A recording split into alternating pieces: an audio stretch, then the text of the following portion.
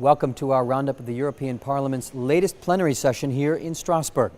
The week saw the ECB President Mario Draghi tell Parliament that he is ready to defend by all means against the threat of deflation. Now, unleashing the power of cloud computing has been approved in Parliament, as was improved funding for the EU's civil protection mechanism. And the winner of the 2013 LUX Cinema Prize is, we'll tell you shortly. But we begin with the visit of Mario Draghi, Mr. ECB, here in Strasbourg.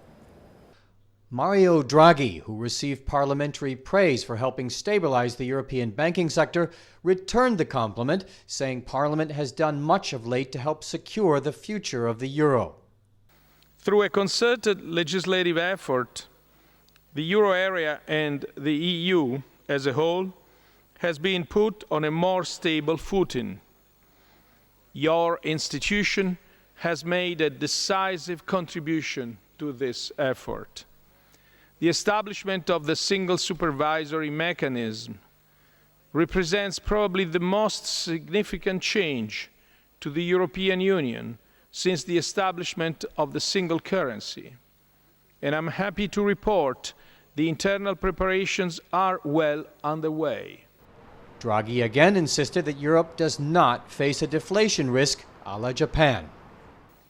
We don't see deflation in the euro area today. Our situation is different from what it was in Japan in the 90s and the early 2000s. The inflation expectations in the medium to long term are firmly anchored. The monetary stimulus that we have injected in the euro area in the last 2 years, as many of you have acknowledged, was not there in Japan at that time. However, inflation is to stay low for a protracted period of time, and therefore we are well aware of the downside risks that this might entail.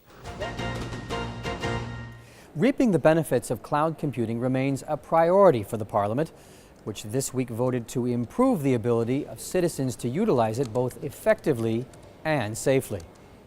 Estimates suggest cloud-related revenue could reach nearly 150 billion euros in 2014, with more than 60% of all computer server workloads taking place in the virtual sphere.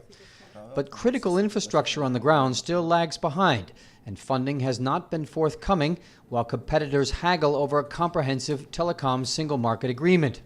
It's an agreement which would strengthen and harmonize fixed and mobile communications networks vital to the cloud's viability. To improve the advantages of the cloud, proponents say a veritable jungle of standards has to be cut down to size.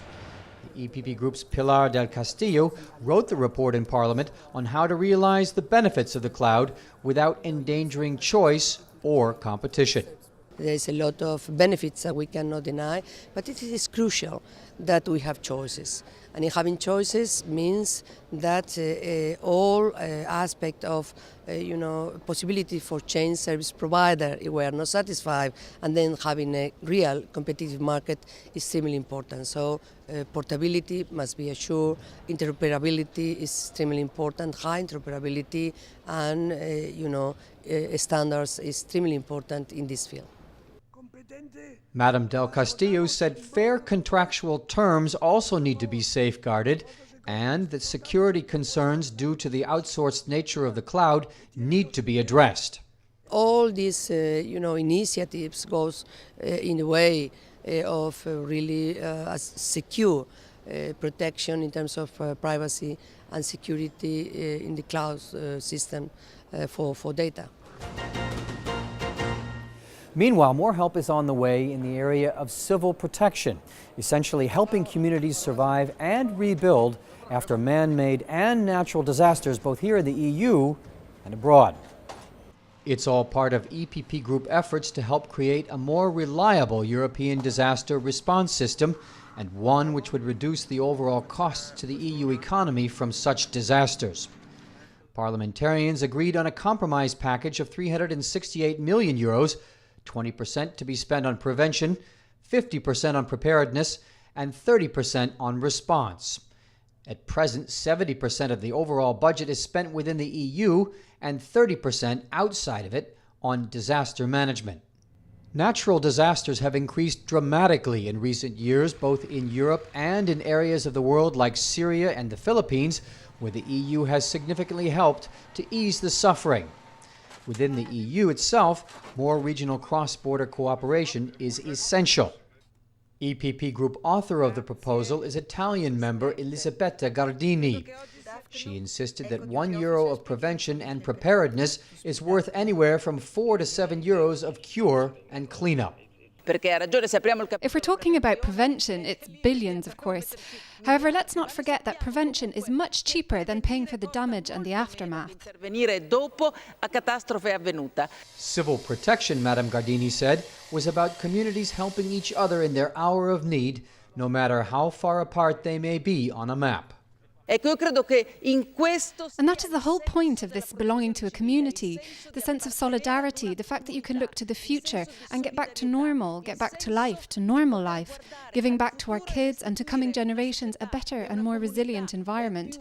This is the real and best meaning that the European Union can have. Generazioni che verranno dopo di noi. E in questo credo racchiuso tutto il senso positivo e migliore che può avere l'Unione Europea. Finally, the winner of the 2013 Lux Prize goes to The Broken Circle Breakdown, a Belgian love story involving a couple struggling to come to terms with the tragic illness of their daughter, as well as their own very different approaches to religion and spirituality. The other finalists, The Selfish Giant and Miela, were from UK and Franco-Italian co-productions respectively.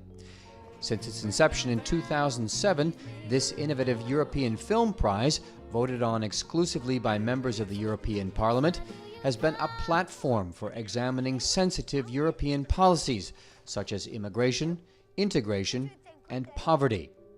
The EPP Group's Doris Pack, chairwoman of the Parliament's Cultural and Education Committee, said the Lux Prize is unique. This prize is a tool of the European Parliament to communicate with the citizens, because via culture. And I think film is a part of culture which is easier to access for normal people who are not perhaps going to opera, who are not so much enthusiastic for museums or galleries, but the film is something which attracts people. Madame Pack said the Lux Prize, although awarding no money, gives the winning filmmakers valuable exposure through wider distribution and subtitles, itself a significant cost. And this can only be done through subtitling, because we have 24 languages in the European Union, and if the film is not subtitled, it will not be seen. So this is something which we are trying to promote. It is a drop in the ocean, but it is a drop which has been felt, and it is now in 15 European film festivals we are present. That's all for now from the Strasbourg session. See you again next week in Brussels. And find out more about the activities of Parliament's largest political force by going to eppgroup.eu. Thanks for looking in.